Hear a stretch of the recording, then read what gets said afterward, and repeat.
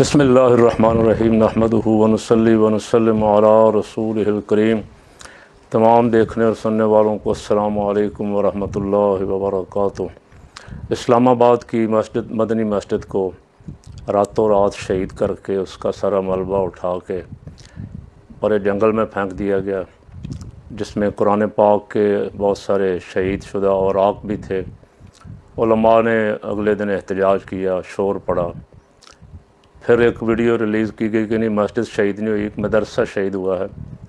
50 मस्जिदें ऐसी हैं जो JUI वालों ने ज़िया-उल हक़ के दौर से लेके, क्योंकि वो हर दौर में हुकूमत में रहे, मुशर्रफ दौर में भी रहे, तो उन्होंने 50 ग्रीन बेल्ट या सरकारी जगहों पर कब्ज़ा करके मस्जिदें बनाई हुई हैं। ये प्रोपेगंडा किया गया 50 मस्जिदें गिराई जाएंगी, माज़अल्लाह। एक गिरा दी गई, शहीद कर दी गई, और वो संभाला नहीं गया हुकूमत से। दबाव अभी तो शुरू हुआ था ना। मुझे मौलाना जाहिद कासमी साहब का व्हाट्सएप आया है कि सुलह हो गई है, और उन्होंने बड़ी तारीफ़ें की हुई हैं तलाल चौधरी की और दीगर इंतज़ामिया के अफराद की, और सुलह भी हो गई है, फ़ैसला भी हो गया है कि मस्जिद फिर दोबारा 48 घंटे के अंदर अंदर तामीर करके दी जाएगी, और बाकी मस्जिदें जो हैं उनका नोटिफिकेशन शहीद करने का भी वापस ले लिया गया। ये एक इंक्वायरी तो होनी चाहिए थी। उलमाए किराम से मेरी गुजारिश है कि ये इंक्वायरी तो होनी चाहिए थी कि ये किसके आर्डर पे मस्जिद शहीद की गई है, और इसकी हिम्मत कैसे हुई पाकिस्तान, ख़ुसूसन इस्लामाबाद जैसी जगह पे, जो आते जाते जब भी कभी जाना आना हुआ उस मस्जिद के सामने से हमारा गुज़र होता रहा। कई सालों से वो मस्जिद मौजूद थी। उसे रातों रात गिराने वाली ब्यूरोक्रेसी है, वज़ीर दाखिला साहब का आर्डर चला है या किसने दिया, इसकी इंक्वायरी तो होनी चाहिए। और जो भी ज़िम्मेदार है उसे कैफ़रे किरदार तक पहुंचाना चाहिए। पहले ही नवाज़ हुकूमत पे ये इल्ज़ाम आते हैं, ये जब भी आते हैं, इन्होंने लाहौर की बहुत सारी मस्जिदें सड़कों की तोसी के नाम पे शहीद की हैं, बहुत सारे मज़ारात शहीद किए हैं। लेकिन लोग, बदकिस्मती है, जिस तरह इसके लिए खड़े होना चाहिए नहीं होते। नतीजा ये निकलता है कि वो कुछ ले दे करके इंतज़ामिया से, किसी को कहा हम पीछे बना देते हैं, किसी को कहा हम ये कर देते हैं, इस करके बचा कर लेते हैं हर दफ़ा। बहुत बड़ी आफत में हैं, ख़ुद मुसीबत में हैं, नींदें उड़ी हुई हैं, बेआराम हैं। और आज भी ख़बरें ये हैं कि नवाज़ शरीफ, उनकी साहबजादी और मोहतरम शहबाज शरीफ वज़ीर आज़म पाकिस्तान की मरी में ठंडी जगह पे मीटिंग हुई है, और बड़ी अहम मीटिंग हुई है। कोशिश की जाती है कि ऐसी जगह बातचीत करें, दीवारें ना सुने, चूँकि दीवारों को तो कान लगा दिए गए हैं। जहाँ भी मियाँ साहब को गुफ्तगू करते हैं वो लीक हो जाती है। मियाँ साहब की गुफ्तगू लीक होने की वजह से हलचल मची हुई है, एक तूफ़ान है। और मसला इन 2-3 महीनों में हमेशा पाकिस्तान में चलता है। जब एक्सटेंशन का वक्त करीब आता है तो मसला शुरू हो जाता है, अफवाहें शुरू हो जाती हैं, मुख्तलिफ़ किस्म की थ्योरियाँ आ जाती हैं, और मौजू मिल जाता है एंकरों को, तज्ज़ियाकारों को, और यूट्यूबरों को, और फेसबुक पे बैठे हुए लोगों को, और फिर इसी पे गुफ्तगू होती है 2-3 महीने, और कोई काम नहीं होता। तो उन तीनों ने आज बड़ी अहम मीटिंग की है, और मसला ये चल रहा है, ख़बरें निकल रही हैं कि वो आसिम मुनीर साहब को, ये जो कुछ आसिम मुनीर साहब कर रहे हैं, अमेरिका के दौरे, ट्रंप से मुलाकातें, और हुकूमत को बिल्कुल हुकूमत का पत्ता साफ़ कर रहे हैं, इस पे बड़ी परेशानी है। और फिर दूसरा, ब्यूरोक्रेसी के कुछ वज़रा के फ्रंट मैन, इसहाक़ डार का, ख्वाजा आसिफ का तो पकड़ा हुआ है, इसहाक़ डार की भी ख़बरें चल रही हैं, राना सनाउल्लाह का भी कोई बंदा पकड़ा हुआ है।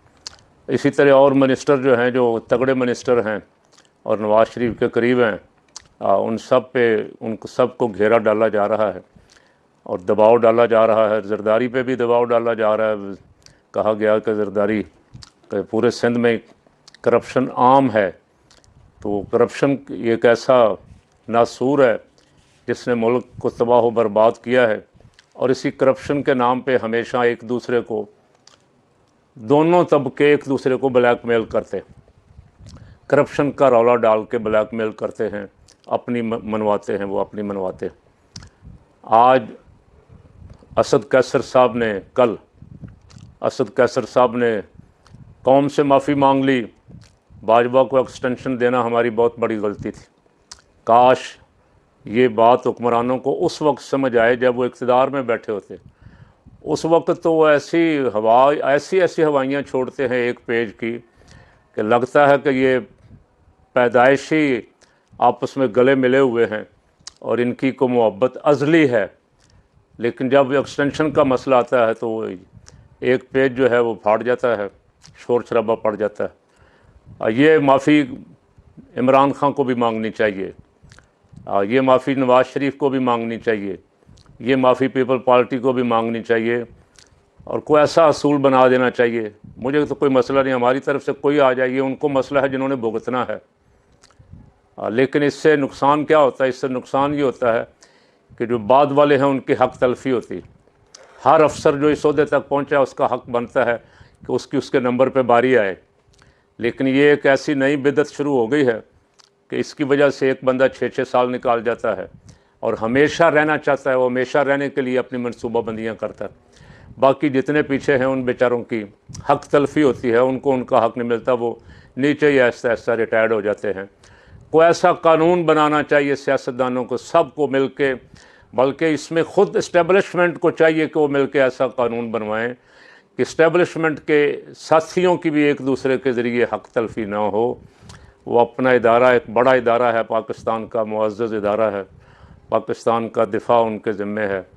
अब वो अपना काम करें, सियासतदान अपना काम करें और नैब को कोई ऐसा इदारा बना दिया जाए कि जो सियासी ब्लैक मेलिंग के लिए इस्तेमाल ना हो, बल्कि ये वाकई चोरों को पकड़े, लूट मार करने वालों को पकड़े। ये जब किसी से राज़ी होता है नैब, तो उनके अदालतों के फ़ैसले भी उड़ा देता है। अदालत ने फ़ैसला दे दिया, इसहाक डार की कोठी बिक गई, अगले फ़ैसले के ज़रिए उसे बना दिया गया लंगर खाना, रात लोगों के ठहरने की जगह बना दी। जो ही डार साहब वापस आए, हुकूमत बदली, सारा कुछ ख़त्म, अदालतों के फ़ैसले भी ख़त्म और उस जो लंगर खाना बनाया था वो भी ख़त्म। ऐसे ही कई दफ़ा जाती उम्रा के बारे में फ़ैसले हुए। आज अचानक बग़ैर किसी नोटिस के ख़बर असिस्टेंट कमिश्नर इस्लामाबाद की तरफ से अखबारों का इश्तिहार छपा बनी गाला नीलाम करने का।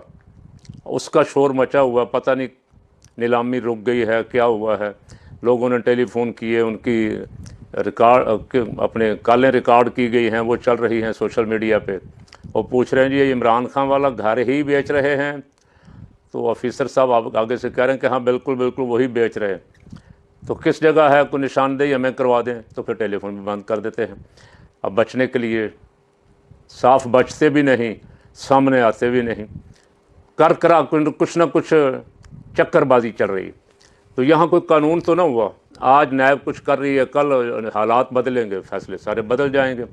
एक इदारा नैब, और उससे इख्तियार हो कि हेरा फेरी करने वाला सियासतदान है या सियासतदान की एहलिया है या उसका बेटा है या कोई ब्यूरोक्रेट है या कोई इस्टेब्लिशमेंट का आदमी, जो भी हेरा फेरी, जिसने भी माल बनाया हेरा फेरी करके, उनका एहतसाब हो और कोई असर रसूख इस्तेमाल ना हो सके, कोई दबाव कबूल ना करे नैब।